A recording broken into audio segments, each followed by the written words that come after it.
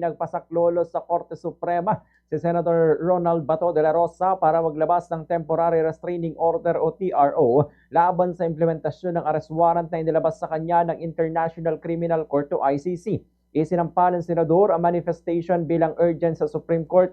Isa mo na itong follow-up sa pending petition for certiorari and the prohibition na inihain na rin niya at ni dating Pangulong Rodrigo Duterte noong March 11, 2025 laban kay Executive Secretary Lucas Bersamin dahil sa pag-aresto at paglipat kay Duterte sa The Netherlands.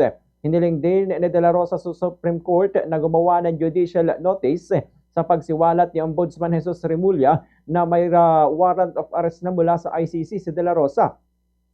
Kasama rin na hiniling ng senador na atasan ng Supreme Court si Remulla na ipakita at ilabas ang sinasabi niyang warrant mula sa ICC na nasa kanyang cellphone umano. Magugulitang si De La Rosa ay PNP chief noong panahon ni dating Pangulong Duterte nang ipatupad ang malawakang war on drugs.